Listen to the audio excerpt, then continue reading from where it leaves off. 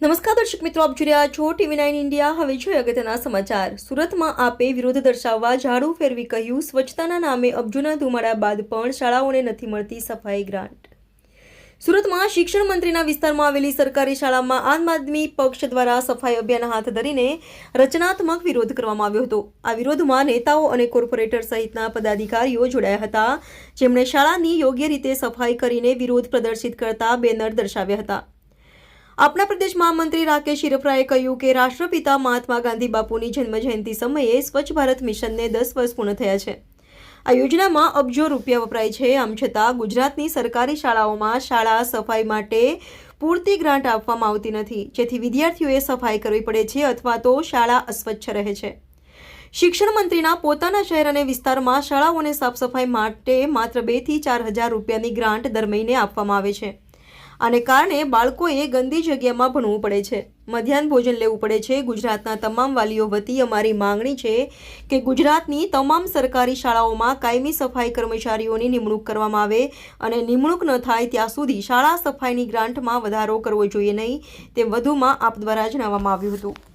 નમસ્કાર, હું રાકેશ હિરપરા, પ્રદેશ મહામંત્રી આમ આદમી પાર્ટી ગુજરાત। આવતીકાલે સમગ્ર વિશ્વ પૂજ્ય મહાત્મા ગાંધી બાપુની જન્મ જયંતિ ઉજવશે। કેન્દ્ર સરકારે લોન્ચ કરેલી સ્વચ્છ ભારત યોજનાને આ પ્રસંગે 10 વર્ષ થવા આવ્યા છે અને યોજનામાં કરોડો અબજો રૂપિયા ખર્ચાયા છે। ત્યારે વાત કરવી છે મારે ગુજરાતની સરકારી શાળાઓની। અત્યારે અમે જે સરકારી શાળામાં ઊભા છીએ એ છે શિક્ષણ મંત્રીના વિસ્તારમાં આવેલી એક સરકારી શાળા। આમ આદમી પાર્ટીના તમામ કાર્યકર્તાઓએ અને તમામ નગરસેવકોએ આપ જોઈ શકો છો આ શાળાને આજે રચનાત્મક રીતે પ્રતિકાત્મક વિરોધના ભાગરૂપે સમગ્ર શાળાની સફાઈ કરી છે।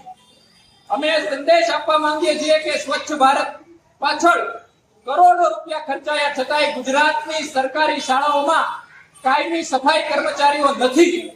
અમારી માંગણી છે કે કાયમી સફાઈ કર્મચારીઓની ગુજરાતની તમામ સરકારી શાળાઓમાં નિમણૂક કરવામાં આવે અને જ્યાં સુધી આ નિમણૂક ન થાય ત્યાં સુધી સરકારી શાળાઓને સાફ સફાઈ માટે જે ગ્રાન્ટ આપવામાં આવે છે એમાં વધારો કરવામાં આવે। આપ સૌને જાણીને આશ્ચર્ય થશે કે અત્યારે અમે જે આપણે શાળામાં જે ઊભા છીએ એ શાળાને દર મહિને સાફ સફાઈ માટે માત્ર 1400 રૂપિયાની ગ્રાન્ટ આપવામાં આવે છે। ગુજરાતની અલગ અલગ સરકારી શાળાઓમાં 2 થી 4 હજાર રૂપિયા સુધીની દર મહિને ગ્રાન્ટ આપવામાં આવે છે। આટલા પૈસામાં એક આખી શાળા એક મહિનામાં કેવી રીતે સાફ થઈ શકે? તો એક તરફ સ્વચ્છ ભારત મિશનમાં કરોડો રૂપિયા અબજો રૂપિયા ખર્ચાય છે, એક તરફ સ્વચ્છ ભારતના નામે તાઇફાઓ થાય છે અને બીજી તરફ શિક્ષણ મંત્રીના શહેરમાં, શિક્ષણ મંત્રીના વિસ્તારમાં સરકારી શાળાઓ ગંદી છે, એ સરકારી શાળાઓને સાફ સફાઈ માટે પૂરતી ગ્રાન્ટ નથી મળતી।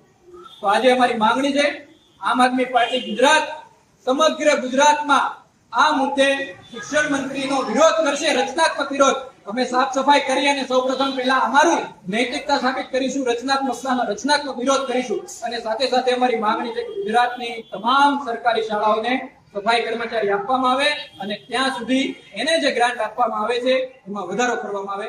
આભાર, જય હિન્દ, જય જય।